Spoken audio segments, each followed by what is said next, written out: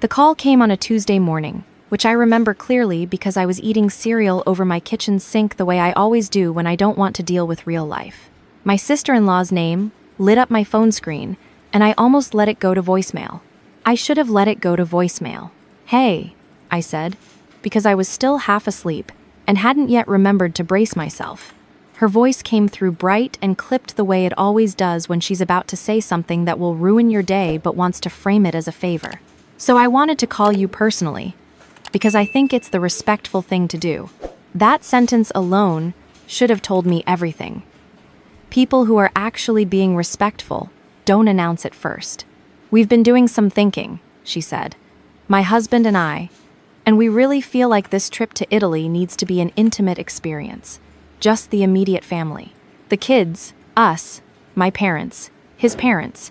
People who match the energy we're trying to create." I held the spoon over the cereal bowl and waited. "And honestly, we love you, we do. But you have a way of making things feel smaller than they are. You know, you're a little bit of a wet blanket. We need people around us who elevate the space." I want you to understand the full weight of what she had just said to me. My sister-in-law, Diane, who had been living in a house my brother could only afford because I had co-signed the mortgage refinancing 3 years ago. Diane, whose boutique clothing store I had personally bankrolled with a $40,000 interest-free loan 18 months prior because she said her dream was finally within reach. Diane, whose 2 boys, my nephews, were attending Hartwell Academy, a private school with a tuition bill that landed in my checking account every single semester like clockwork because my brother had come to me 2 years ago and said, "We want the best for them, and we just can't swing it right now." Diane, who drove a white Range Rover that I had helped them finance because my credit score was what made the dealership say yes. That Diane had just called me a wet blanket. She said I made things feel smaller than they are. She said I didn't elevate the space. I stood there in my kitchen in my old college t-shirt, the one with the faded logo and the small hole near the collar, holding a spoon over lukewarm cereal, and I said nothing for a moment. And then I said, "Okay, I understand. Thanks for letting me know." She sounded genuinely relieved. "I knew you'd get it. You're always so reasonable." After I hung up, I sat down on the floor, which is something I do when I need to think. Not the couch, the actual floor. And I thought about the first time my brother had asked me for money. It was 6 years ago. He and Diane had just gotten married, a wedding I had contributed $8,000 toward, because my parents were already stretched, and my brother called me crying from a parking lot, saying the venue deposit was due, and he didn't have it, and he didn't want Diane to know things were that tight. I gave it to him without hesitation. He was my brother. That's what you do. Then it was the down payment assistance when they found the house. Then it was the car situation. Then the boutique. Then the school. Then the mortgage refinance. Then the quiet monthly transfers I had set up just to help with cash flow. My brother had said that had been running for 2 years at $1,500 a month. I had never once sat down and added it all up. I think part of me didn't want to know. I opened a spreadsheet on my laptop that afternoon, and I did the math for the first time, including the wedding contribution, the down payment assistance, the car financing, the boutique loan, the tuition payments, the monthly transfers, and a handful of other moments. I had almost forgotten a medical bill here, a home repair. There I had put $312,000 into my brother's family over the course of 6 years. I read that number 3 times. Then I thought about Diane's voice on the phone, bright and clipped. "You have a way of making things feel smaller than they are. I want to tell you that I'm the kind of person who grew up planning to be generous. I watched my parents struggle their whole lives, and I promised myself that if I ever got to a point where I could help the people I loved, I would. And I did get there. I worked incredibly hard 7 years, building my own project management consulting practice from nothing, living in a studio apartment until I was 28, driving the same used Honda Fit for 5 years, while my brother's family drove the Range Rover I helped finance. I got there, and I was proud of what I had built. And when my family needed help, I gave it because it felt like proof that all of that sacrifice had meant something. But I also want to be honest with you about something I didn't want to admit, even to myself, for a long time. Part of why I kept giving was fear. Not fear of my brother or Diane specifically, but a deeper fear that if I stopped, if I said no, I would be cut out. And they were the only family I had left. My parents were both gone by the time I was 26. My brother was it. So I kept the money flowing, and I accepted the condescension because I told myself that this was what family meant. You absorb the hard parts. You show up anyway. What I hadn't let myself see clearly was that they had figured out my fear a long time ago and built their entire lifestyle on top of it. The Italy trip was planned for mid-September. 2 weeks, all-inclusive villa rental in Tuscany, business class flights, a private car service. My brother had mentioned it to me back in the spring, said it was going to be a big family memory. I had quietly assumed I was included. Of course, I had assumed that. I was paying for a not insignificant portion of the life that made such a trip possible. The villa rental alone was $22,000. I know that because 2 months earlier, my brother had texted me asking if I could spot him $15,000 to cover the deposit and first payment because the boutique had had a slow quarter, and they didn't want to touch their savings. I had sent it the same afternoon. I hadn't even asked for details. Let me say that again so it's clear. I had sent $15,000 toward the Italy trip that I had just been told I was too much of a wet blanket to attend. I sat on the floor for a long time that afternoon.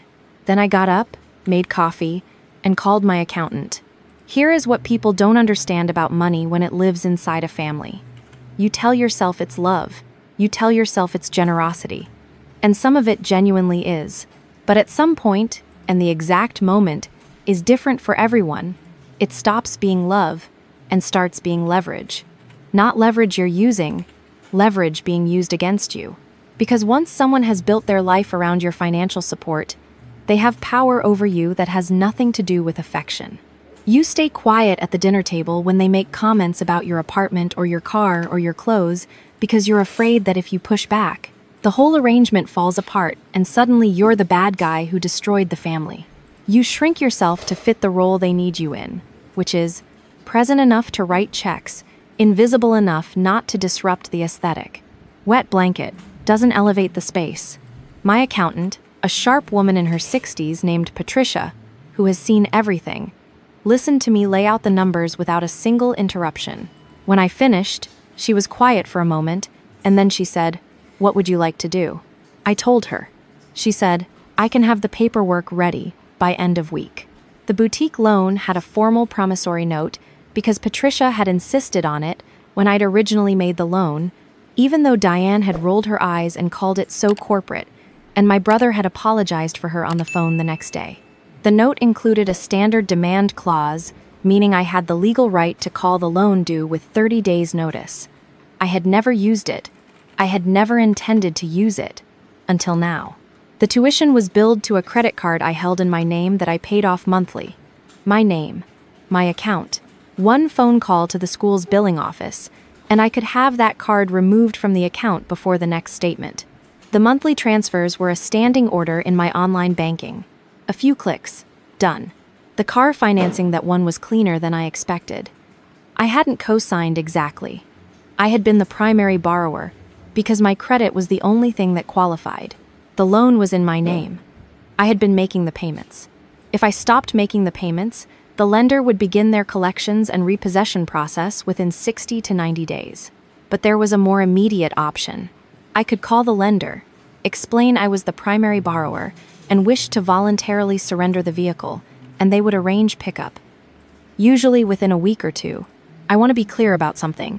The version of me that existed 6 years ago, or 4 years ago, or even 2 years ago, would not have done any of this. I would have cried, and then I would have called my brother to make sure he knew I was hurt, and then I would have accepted whatever partial apology Diane offered through him, and I would have quietly kept paying for everything, because I didn't know how to choose myself when choosing myself meant conflict. But that was before I spent $312,000 and got told I was a wet blanket who didn't elevate the space. I gave myself the full 30 days that the promissory note required. I didn't call my brother. I didn't confront Diane. I handled the paperwork quietly, and I lived my life. I started sleeping better almost immediately, which told me something about the weight I had been carrying, During those 30 days, my brother texted me twice, asking about the usual transfer because it hadn't come through. I told him I was reorganizing some finances, and it would work itself out. He didn't push. I think he didn't push because he'd never had to push before. The money had always just appeared. Diane posted 16 pictures of the Italy trip planning process on her social media. The villa, the flight upgrades, the itinerary she'd had professionally printed and bound. She tagged my brother in all of them. She used the phrase curated experience 3 times. She never once mentioned who had floated the deposit. The 30 days ended on a Thursday. On that Thursday, I did 3 things. I called Patricia and told her to send the formal demand letter for the boutique loan, $40,000 plus the agreed interest, due within 30 days of receipt. I called Hartwell Academy's billing office and removed my card from the tuition account, effective immediately. I told them the family would be in touch to make alternative payment arrangements. I called the auto lender and initiated the voluntary vehicle surrender process. They told me pickup could be arranged within 7 to 10 business days. And then I put my phone down and I went for a walk. It was a warm evening, and the neighborhood smelled like someone was grilling, and I felt something I hadn't felt in years, which was simply my own outline, like I could feel exactly where I ended, and the rest of the world began. That sounds like a strange way to describe it, but it's the only way I know how. The Italy trip was leaving in 11 days. My brother called on the following Monday. I could tell from the first syllable that Diane was in the room with him. "Hey," he said. "So we got this letter from Patricia's office, and I mean, I don't really understand what this is." "It's a formal demand notice," I said. "For the boutique loan, $40,000 plus the accumulated interest, as per the promissory note you both signed." Silence. Then his voice came back smaller.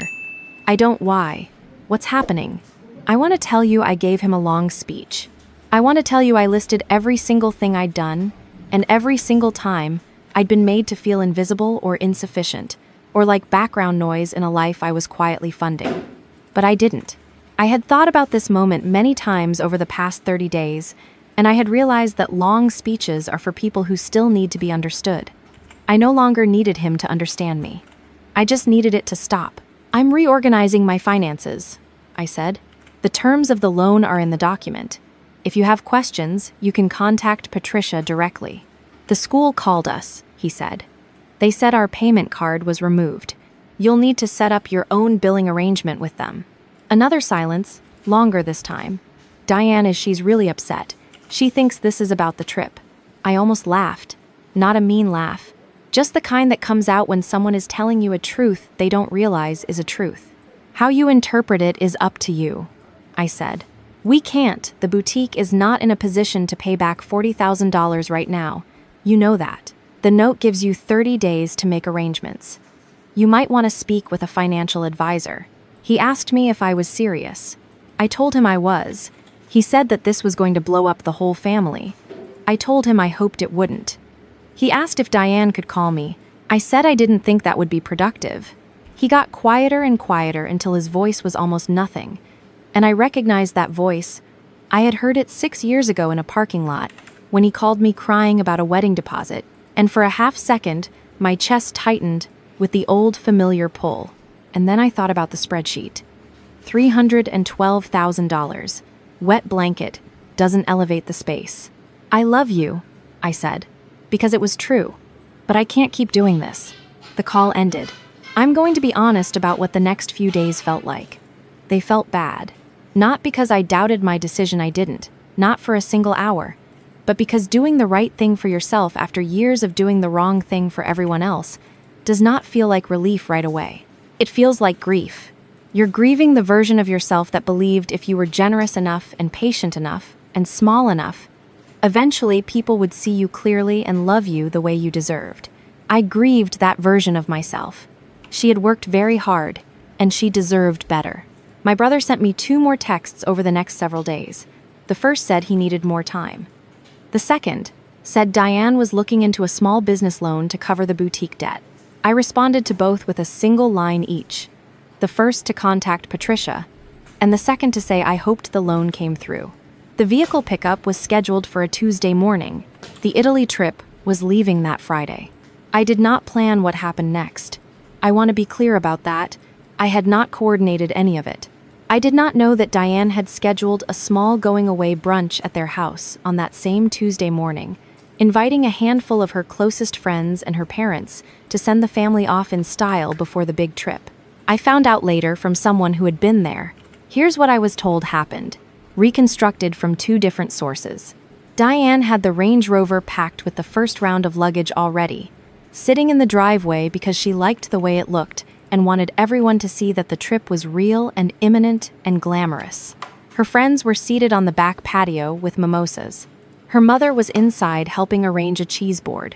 The auto lender's contracted recovery team arrived at 9:47 in the morning. They were professional about it, apparently. They knocked on the door first, introduced themselves, explained they were there on behalf of the lender to retrieve the vehicle. My brother answered the door. He tried to explain that there had to be some mistake. They showed him the paperwork. There was no mistake. The primary borrower had initiated the process, and everything was in order.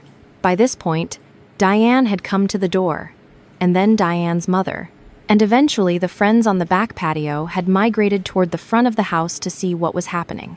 The Range Rover was loaded onto the flatbed in front of everyone. I heard there was a moment where Diane sat down on the front steps, which was something no one who knew her had ever seen her do, because Diane did not sit on steps. She sat on furniture.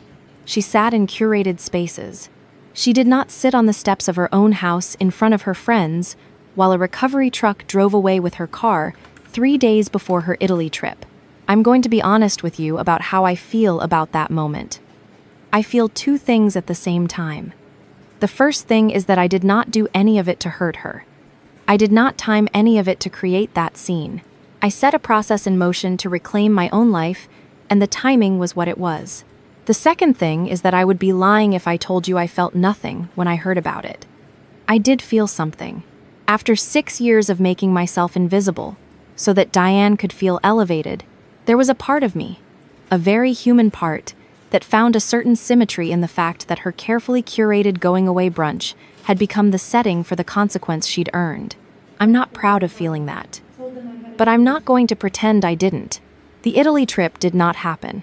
Without the Range Rover, without my monthly transfers, and with a $40,000 loan demand hanging over the boutique, the financial picture for my brother's family looked very different than it had the week before. The villa deposit was largely non-refundable. The flights could be rescheduled for a fee.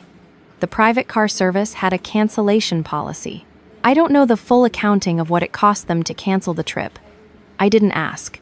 My brother called me one more time, about a week after everything. He didn't start with anger, which surprised me. He started with a question. He said, "Did you feel like we never appreciated you?" I sat with that for a moment. I said, "I think you never had to." He was quiet for a long time. Then he said he didn't realize how much I had been carrying. I told him I believed him, and I did believe him, because I think for him it was genuinely invisible in the way that all sustained generosity eventually becomes invisible to its recipients. It stops looking like a gift and starts looking like the natural order of things. His wife makes the vision board. I fund the vision. That's just how it works. Until it doesn't. He asked if we could figure out a payment plan for the loan. I said to contact Patricia. He asked if I would ever come to family things again. I said I didn't know yet. He didn't ask me if I was okay, which I noticed. Old me would have let that go. I let it go anyway, but I noticed it. There's a thing that happens when you stop being someone's financial safety net that nobody warns you about. Other people in your extended circle, people who had watched you be small for years, suddenly see you differently. An aunt of mine, who had never been particularly warm, reached out to say she'd heard what happened, and that she thought I had been incredibly patient for an incredibly long time.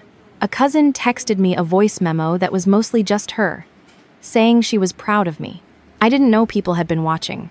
I didn't know they had opinions. When you make yourself invisible inside a family dynamic, you forget that you're still visible from the outside. Diane has not contacted me. I did not expect her to. The boutique is apparently working out a payment plan through a small business lender. The boys transferred to a public school that, by every account I've heard, is a perfectly good school. The house situation, the mortgage, is what it is. They're managing. My brother is working more hours than he used to. I think that's probably good for him. I want to say something to anyone watching this who recognizes any part of their own story in mine. Not the specific details, the money, the family, the Italy trip, but the shape of it. The feeling of having shrunk yourself over and over until you could barely remember what your own needs felt like.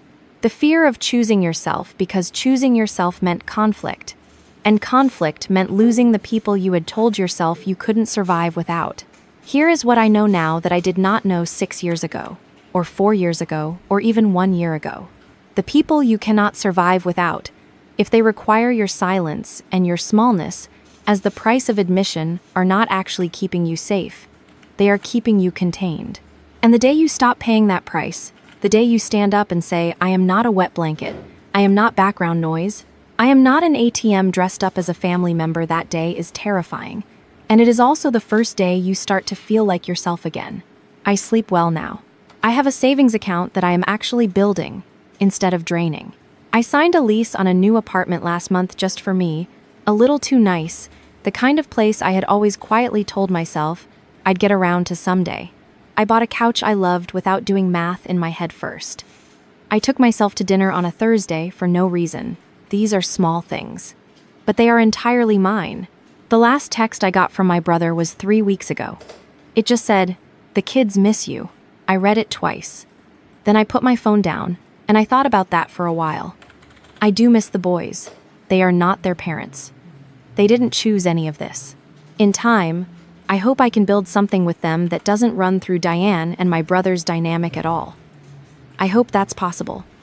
I'm going to try, but I am not going back to what I was.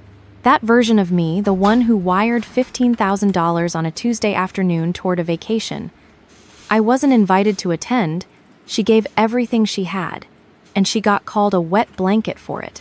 She deserved better. So do you. If any part of this story felt familiar, if you've been sitting somewhere with your own spreadsheet that you're afraid to open, I want you to know something. The number at the bottom is just a number.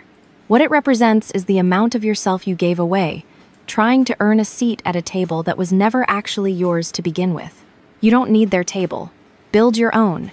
And if they call you a wet blanket while you're doing it, let them.